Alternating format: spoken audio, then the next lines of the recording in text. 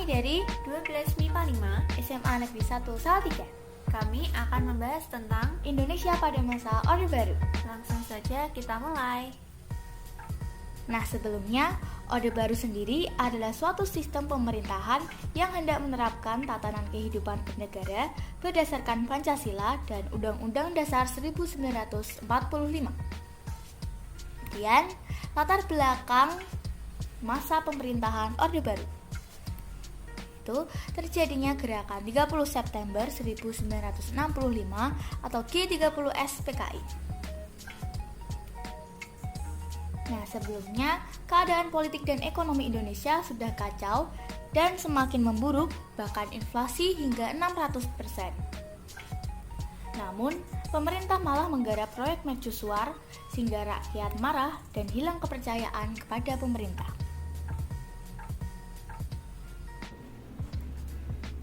Selanjutnya, masa transisi menuju Orde Baru tahun 1966 sampai 1967. Yang pertama ada aksi Triturak. Aksi-aksi tuntutan penyelesaian yang seadil-adilnya terhadap pelaku G30S PKI semakin meningkat. Gerakan tersebut dipelopori oleh Kesatuan Aksi Pemuda-Pemuda, Mahasiswa, dan Pelajar, yaitu KAPPI, KAMI, KAPI, dan kemudian muncul pula KABI atau Buruh, KASI Sarjana, KAWI Wanita, KAGI Guru, dan lain-lain.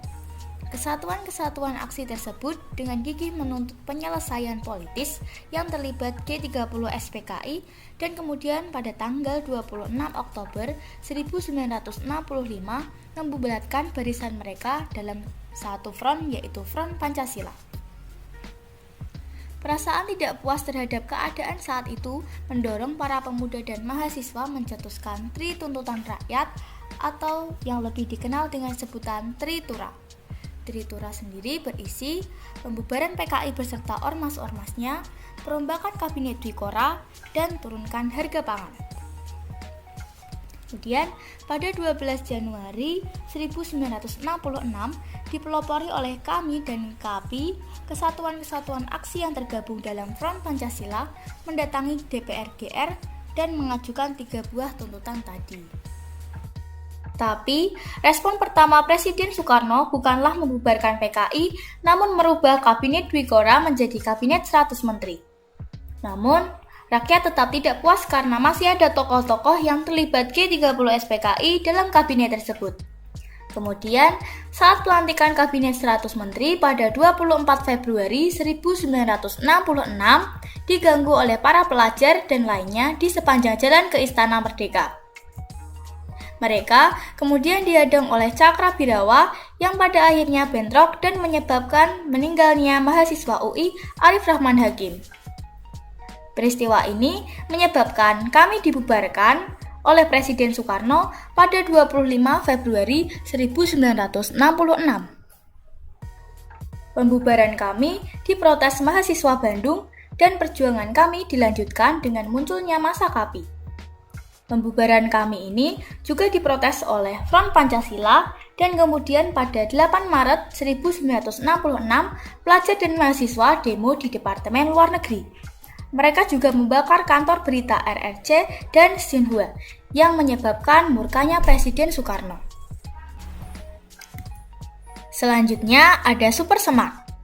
Saat akan diadakan sidang kabinet untuk membicarakan krisis politik pada 11 Maret 1966, para demonstran yang tetap menuntut Presiden Soekarno untuk membubarkan PKI memboikot dengan cara mengempesi ban kendaraan di sepanjang jalan.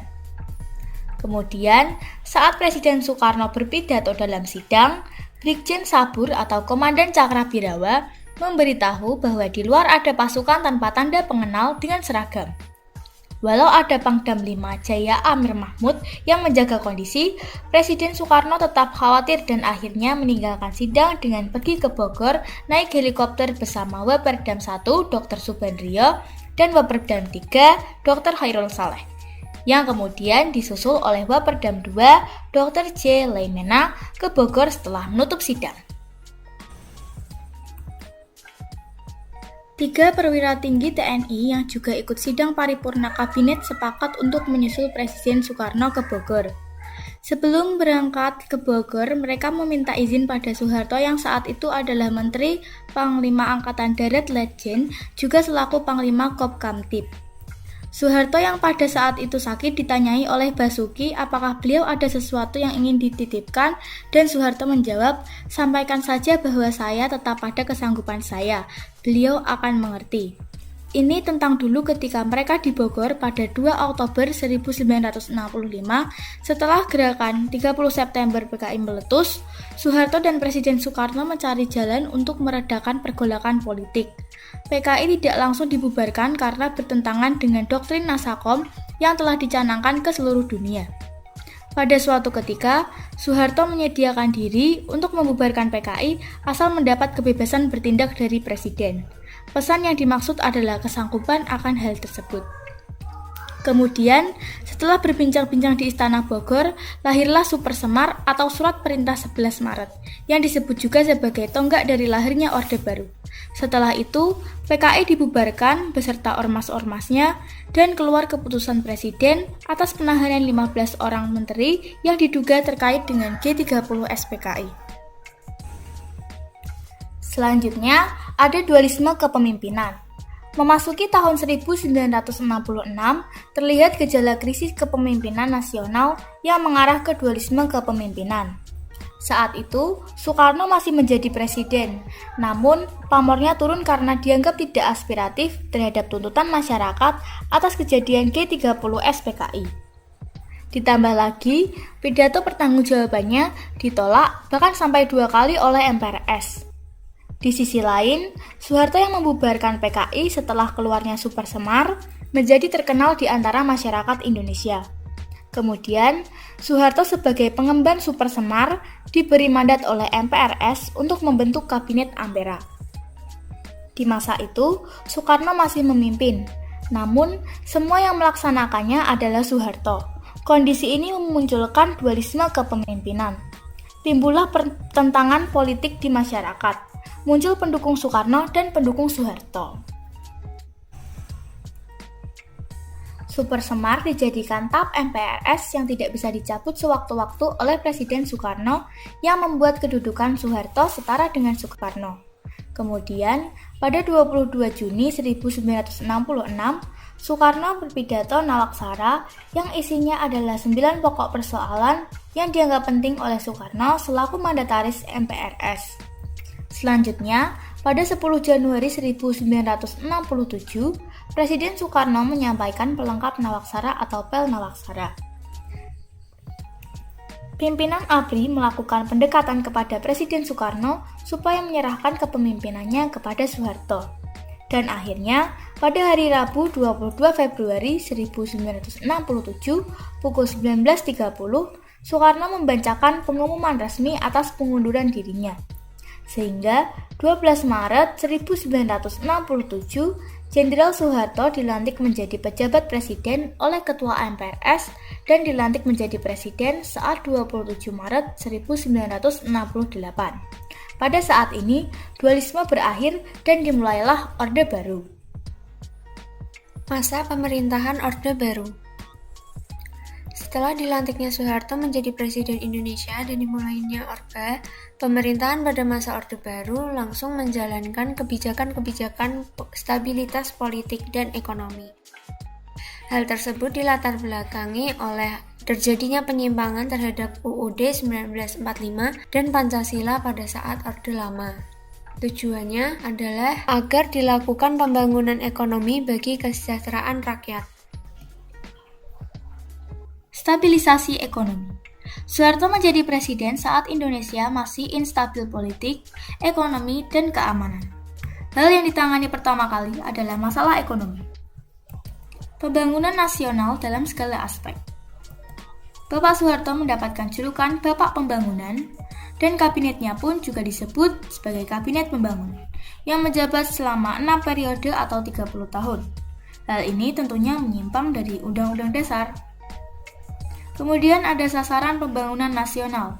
Yang pertama, pengendalian laju inflasi yang mencapai 650%. Kedua, penyelamatan keuangan negara. Dan ketiga, pengamanan kebutuhan pokok rakyat. Pembangunan dilakukan secara bertahap. Yang pertama ada jangka pendek atau 5 tahun yang disebut dengan pelita. Yang kedua ada jangka panjang 25 tahun atau sama dengan 5 pelita yang disebut juga dengan PJP. Kedua ini disebut sebagai repelita atau rencana pembangunan 5 tahun. Yang pertama ada pelita 1. Tanggal 1 April 1969 sampai 31 Maret 1974.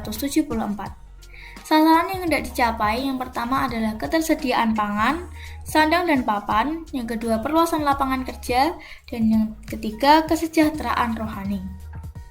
Indonesia menerapkan open door politik kepada Jepang karena Jepang adalah macan Asia, sehingga banyak investor menanamkan modal di Indonesia dan banyak produk Jepang bertebaran di Indonesia. Oleh karena itu, muncul politik dumping oleh Jepang. Produk buatan Indonesia menjadi tidak laku karena perilaku orang Indonesia yang lebih bangga akan produk luar negeri. Oleh karena itu, dilakukan demonstrasi yang bertepatan dengan kedatangan Perdana Menteri Jepang, Tanaka, yang disebut sebagai peristiwa Malari atau Malapetaka 15 Januari. Demonstrasi tersebut menyebabkan Jepang menarik produknya dari Indonesia dan ekonomi Indonesia menjadi terpuruk lagi. Selanjutnya adalah pelita 2 pada tahun 1974 sampai 1979. Pelita 2 ini hanya melanjutkan pelita 1 karena terjadinya peristiwa Malari, sehingga sasarannya hanya ditambah kesejahteraan rakyat dan sarana prasarana, terutama bidang pendidikan, yang ditandai dengan banyak munculnya SD Impres atau instruksi presiden sebagai bentuk sarana prasarana. Akibat belum tercapainya program kerja pada pelita 1, pelita 2 ini bisa dibilang sebagai remedi dari pelita 1. Kemudian ada pelita 3, yaitu pada tahun 1979 sampai 1984. Sasaran pelita 3 adalah trilogi pembangunan. Yang pertama, ada stabilitas nasional yang sehat dan dinamis. Yang kedua, pertumbuhan ekonomi yang cukup tinggi. 3. Pemerataan pembangunan dan hasil-hasilnya menuju kepada terciptanya keadilan sosial bagi seluruh rakyat Indonesia. Pada pemerataan pembangunan, ada 8 jalur pemerataan pembangunan. Yang pertama, pemerataan pemenuhan kebutuhan pokok rakyat, banyak khususnya pangan, sandang dan papan. 2. Pemerataan kesempatan memperoleh pendidikan dan pelayanan keselamatan. 3.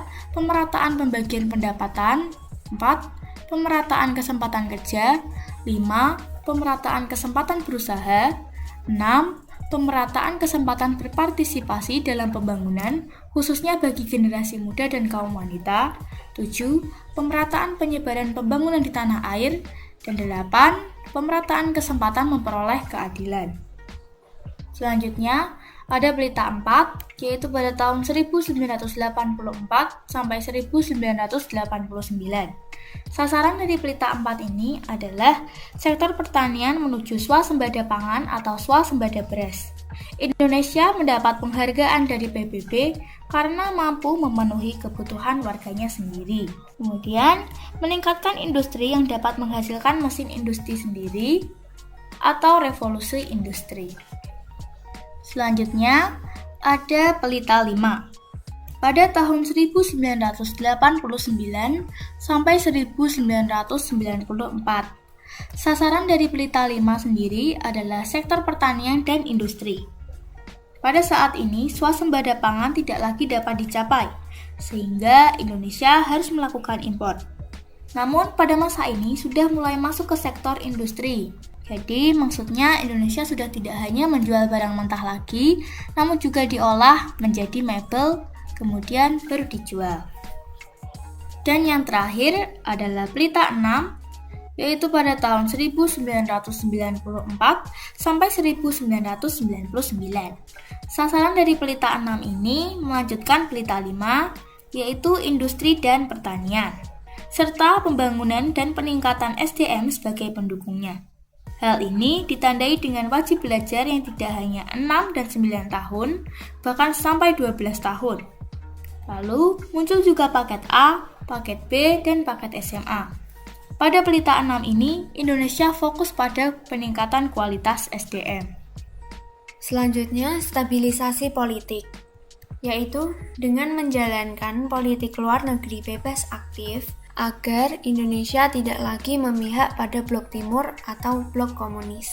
Sebagai wujud nyata dari kebijakan tersebut, Indonesia melakukan 3 upaya, yaitu memulihkan kembali hubungan baik dengan Malaysia karena sempat terganggu akibat kebijakan konfrontasi Indonesia pada masa demokrasi terpimpin 1963 sampai dengan 1966. Yang kedua, bergabung kembali dengan PBB pada tanggal 28 September 1966 karena sempat keluar dari PBB pada tanggal 1 Januari 1965. Yang ketiga, bersama Malaysia, Singapura, Thailand, Filipina memprakarsai ASEAN di Bangkok pada tanggal 8 Agustus 1967.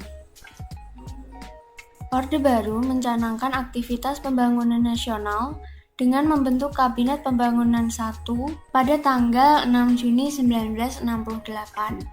Programnya berisi tentang menciptakan stabilitas politik dan keamanan sebagai syarat mutlak berhasilnya repelita dan pemilu, menyusun dan merencanakan repelita, melaksanakan pemilu selambat-lambatnya pada Juli 1971, mengikis habis sisa G30 SPKI dan setiap bentuk pengkhianatan terhadap UUD 1945 dan Pancasila.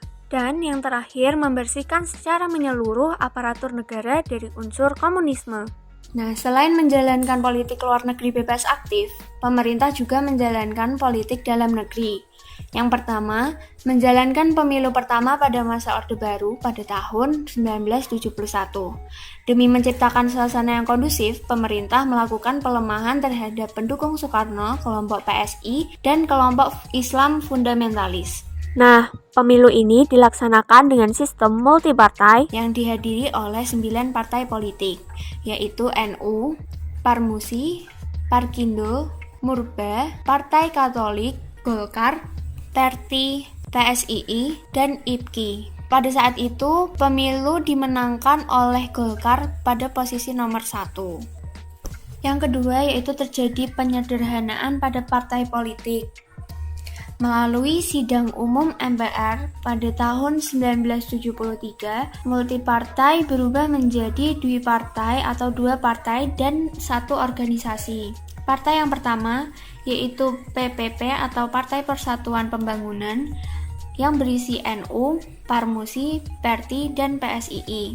Yang kedua PDI atau Partai Demokrasi Indonesia diisi oleh PNI, Partai Katolik, Parkindo, Murba, dan IPKI.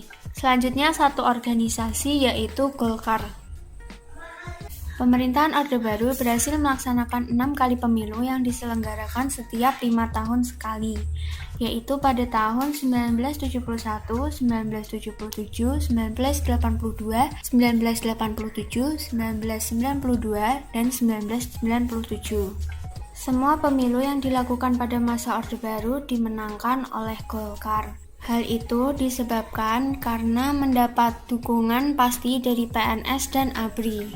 Yang ketiga, pemerintah melakukan penyeragaman ideologi Pancasila yang dilakukan pada saat menjelang Kongres Nasional Pramuka pada tanggal 12 Agustus tahun 1976 di Jakarta. Pada pidatonya, Presiden Soeharto menyerukan kepada masyarakat untuk berikrar kepada diri sendiri dalam mewujudkan pedoman penghayatan dan pengamalan Pancasila atau disebut juga dengan P4 yang disahkan pada tanggal 21 Maret tahun 1978 yang kemudian disosialisasikan dan dikoordinasikan oleh BP7. Nah, P4 ini mengharuskan seluruh organisasi untuk menerima Pancasila sebagai asas tunggal. Yang keempat, Dwifungsi ABRI. Dwifungsi ABRI ini memiliki 2 fungsi, yaitu sebagai kekuatan hankam dan memegang kekuasaan sosial politik. Dapat dibuktikan dengan adanya fraksi ABRI di lembaga legislatif yaitu DPR dan MPR. Pelaksanaan negara banyak didominasi oleh ABRI. Banyak sekali jabatan pemerintahan yang diisi oleh ABRI di parlemen. Bersama Korpri menjadi tulang punggung yang menyangga keberadaan Golkar sebagai partai politik yang berkuasa pada waktu itu. Kemudian mengawasi penduduk melalui gerakan teritorial di seluruh daerah AMD atau ABRI masuk desa. Selanjutnya adalah integrasi Timor Timur pada tahun 1975. Integrasi Timor Timur ini terjadi karena adanya revolusi bunga anyelir yang pada dasarnya adalah kudeta atau perebutan kekuasaan yang dilakukan oleh rezim militer terhadap rezim otoriter. Pemimpin militer itu adalah Antonio de Spinola yang membuat kebijakan dekolonisasi untuk menarik simpati rakyat. Kudeta yang dipimpin oleh militer ini berhasil mengubah rezim otoriter menjadi demokrasi. Selanjutnya, dekolonisasi atau penghapusan daerah jajahan. Nah, Timor Timur itu pernah diberi status dekolonisasi atau dimerdekakan karena pernah dijajah oleh Portugis selama kurang lebih 4 abad. Dari adanya dekolonisasi ini terbentuklah berbagai partai politik. Yang pertama, UDT, mereka ini ingin merdeka secara bertahap, yaitu ingin menjadi negara bagian dari Portugis. Yang kedua, Fretilin, mereka ingin merdeka penuh tanpa ikatan dengan negara manapun. Yang ketiga, Abodeti, ingin bergabung dengan Indonesia. Dua partai lainnya yaitu Kota dan Trabalista. Nah, Fretilin ini menjadi komunis sehingga UDT dan parpol lain memutuskan untuk berkoalisi menjadi satu dan bergabung ke Indonesia. Selanjutnya adalah Operasi Saroja, dilaksanakan pada Desember 1975. Nah, Operasi Saroja ini didukung oleh Amerika Serikat. Operasi Saroja itu adalah operasi militer dalam menghadapi Fretilin agar Fretilin menyingkir ke pedalaman. Selanjutnya adalah Deklarasi Balibo pada tanggal 30 November 1975. Deklarasi Balibo ini tentang pernyataan bergabungnya Timor Timur dengan NKRI menjadi provinsi ke-27. Revolusi Hijau atau modernisasi pada sektor pertanian. Revolusi hijau ini ditempuh dengan 5 cara. Yang pertama, intensifikasi atau panca usaha tani. Yang pertama, pemilihan bibit unggul. 2, irigasi. 3, pemupukan. 4, pengolahan tanah. Dan 5, pemberantasan hama. Yang kedua, ekstensifikasi, yaitu membuka lahan baru di luar Jawa, termasuk pulau-pulau transmigrasi penduduk. Yang ketiga, rehabilitasi, yaitu lahan tanam perlu direhab atau diistirahatkan. Yang keempat, diversifikasi atau penganekaragaman tanaman, yaitu 1, tumpang sari, yang kedua, selang-seling. Yang kelima, mekanisasi, yaitu penggunaan mesin-mesin untuk membantu sektor pertanian. Kemudian turunnya Orde Baru. Diawali dengan terjadinya krisis moneter, yaitu jatuhnya nilai rupiah terhadap dolar Amerika Serikat. Hal ini terjadi karena efek domino dari Thailand yang menyebabkan negara lain di Asia Tenggara juga ikut terpengaruh termasuk Indonesia. Nilai tukar rupiah mengalami penurunan dari Rp2.500 per dolar menjadi Rp16.000 per dolar. Akibatnya, sistem perbankan di Indonesia tidak berfungsi dengan baik. Bank di Indonesia tidak mampu mendorong sektor real dan dunia usaha, sehingga beberapa bank terpaksa harus ditutup. Yang kedua, terjadi krisis ekonomi. Pemerintah menumpuk hutang yang cukup besar kepada lembaga-lembaga keuangan internasional. Investor asing masuk dengan pesat dan hal ini mematikan investor dalam negeri. Macetnya dunia usaha (PHK) terjadi di mana-mana. Persediaan barang kebutuhan pokok menjadi langka, sehingga harga sembako meroket tajam. Ada juga pembangunan yang tidak merata dan maraknya korupsi. Yang ketiga, terjadi kerjasama Indonesia dengan IMF, yaitu Indonesia meminta bantuan kepada IMF dan disetujui pada Oktober 1997. Dengan syarat pemerintah Indonesia harus melakukan kebijakan ekonomi. Pemutusan subsidi dan penutupan 16 bank swasta, intervensi pasar, jatuhnya bursa saham Jakarta, bangkrutnya perusahaan-perusahaan besar di Indonesia, dan terjadinya PHK besar-besaran, Presiden Soeharto menerima proposal reformasi IMF pada tanggal 15 Januari tahun 1998 dengan ditandatanganinya Letter of Intent atau Nota Kesepakatan. Soeharto menyatakan bahwa paket IMF membawa Indonesia pada sistem ekonomi liberal. Artinya, Indonesia tidak akan melaksanakannya. Kemudian, krisis ekonomi semakin memburuk. Muncul ketegangan sosial dalam masyarakat. Pada bulan-bulan awal 1998, di sejumlah kota terjadi kerusuhan anti-Cina. Kelompok ini menjadi sasaran kemarahan masyarakat karena mendominasi perekonomian di Indonesia. Krisis ini pun semakin menjalar dalam bentuk gejolak-gejolak non-ekonomi lainnya. Yang keempat, krisis multidimensional. Terjadi antara tahun 1997 sampai dengan 1998. Krisis moneter, ekonomi, politik diawali oleh 1997 saat Golkar kembali memperoleh suara terbanyak dan Soeharto kembali terpilih ke-7 kalinya. Pelantikan Soeharto mendapat penolakan karena berbagai penyimpangan yang dilakukannya, seperti kekangan kebebasan rakyat berpolitik, nepotisme, dan kemenangan yang terus-menerus terjadi. Hal ini memicu terjadinya krisis politik. Yang kelima, krisis sosial. Pembangunan yang tidak merata menimbulkan kesenjangan sosial. Banyak perusahaan yang gulung tikar dan melakukan PHK. Meningkatnya jumlah pengangguran ini menyebabkan tingkat kriminalitas semakin tinggi. Selain itu, pada awal tahun 1998 terjadi kerusuhan dan penjarahan yang dilakukan oleh rakyat terhadap orang Tionghoa di Indonesia. Kerusuhan ini dilatar belakangi oleh perekonomian Indonesia yang dirasa terlalu didominasi oleh orang Tionghoa. Sebab pemerintah Orde Baru membuka lebar penanaman modal asing atau investor asing dan mengajak kelompok etnik Tionghoa untuk menyukseskan program ekonomi tersebut. Akibatnya, masyarakat melakukan kerusuhan dan penjarahan di tempat tinggal dan tempat usaha orang-orang Tionghoa yang kemudian menimbulkan korban jiwa dan kehilangan harta benda. Yang keenam, krisis hukum. Adanya dominasi kekuasaan Presiden Soeharto dan kuatnya kekuasaan pemerintahan Orde Baru menyebabkan hukum di Indonesia menjadi lemah. Tidak ada supremasi hukum, dan pada masa Orba, hakim sering dijadikan sebagai alat pembenaran atas tindakan dan kebijakan pemerintah. Akibatnya, banyak rekayasa dalam proses peradilan, di mana orang bersalah bisa bebas dari hukuman, dan sebaliknya orang yang tidak bersalah bisa dijebloskan dalam penjara. Penegakan hukum pada masa Orde Baru belum mampu menciptakan keadilan bagi seluruh rakyat Indonesia. Yang ketujuh, krisis kepercayaan. Krisis di berbagai bidang yang melanda Indonesia telah mengurangi kepercayaan masyarakat terhadap Presiden Soeharto. Pemerintahan Presiden Soeharto telah menyuburkan tindak korupsi, kolusi, dan nepotisme. Pemerintah Orde Baru tidak mampu membangun kehidupan politik yang demokratis, menegakkan keadilan sosial, serta melaksanakan perekonomian yang memihak rakyat. Untuk itu, akhirnya rakyat Indonesia menuntut adanya reformasi. Reformasi adalah perubahan terhadap suatu sistem yang telah ada. Akibat adanya krisis multidimensional, masyarakat menuntut reformasi melalui aksi-aksi demonstrasi.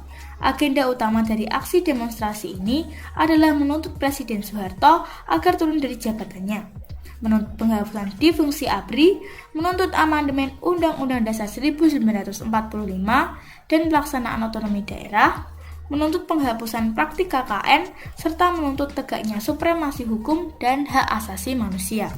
Aksi penuntutan reformasi disuarakan oleh mahasiswa di berbagai daerah di Indonesia. Hal ini menyebabkan terjadinya tragedi Trisakti dan Semanggi.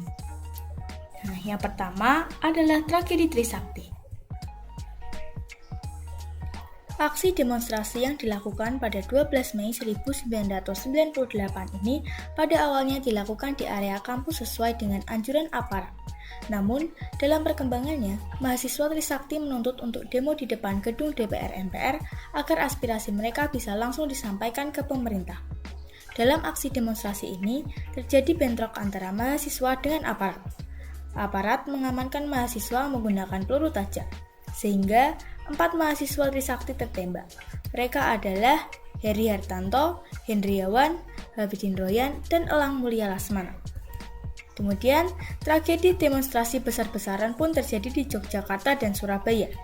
Di Yogyakarta, seorang mahasiswa Universitas Sanata Dharma bernama Moses Gatotkaca tertembak, serta dua mahasiswa Universitas Airlangga Surabaya bernama Herman dan Bimo menghilang hingga saat ini.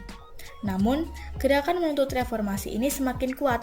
Mereka memiliki misi yang sama, yaitu menuntut mundurnya Presiden Soeharto serta perubahan dalam berbagai bidang.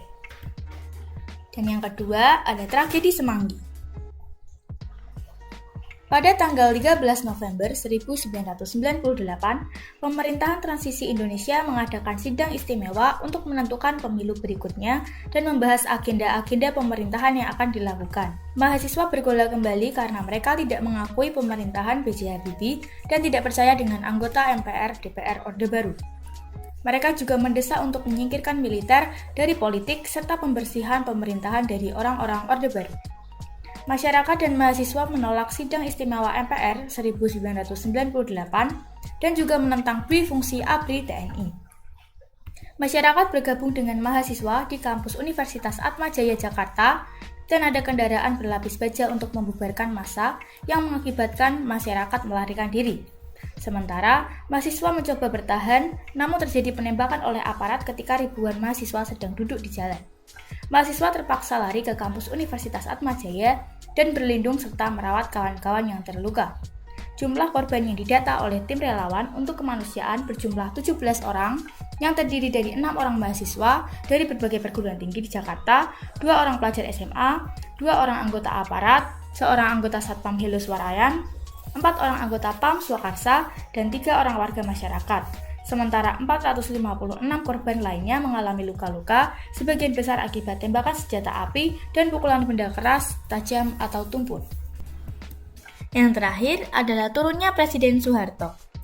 Menteri Kabinet Ginanjar Kartosasmito menyampaikan surat yang ditandatangani oleh 14 menteri yang meminta agar Soeharto mundur dari jabatannya sebagai presiden dan menolak bergabung ke Kabinet Reshuffle. Hal tersebut membuat Soeharto sangat terpukul dan memutuskan untuk mundur dari jabatannya. Soeharto menginformasikan kepada B.J. Habibie untuk menggantikan dirinya sebagai presiden. Akhirnya, pada tanggal 21 Mei 1998, Presiden Soeharto membacakan pidato pengunduran diri. Setelah pengunduran diri Soeharto, B.J. Habibie dengan segera dilantik menjadi Presiden RI. Kemunduran Soeharto ini menyatakan berakhirnya masa Orde Baru dan dimulainya masa reformasi. Demikianlah yang dapat kami sampaikan mengenai Orde Baru. Mohon maaf apabila ada kesalahan penggunaan kata. Terima kasih.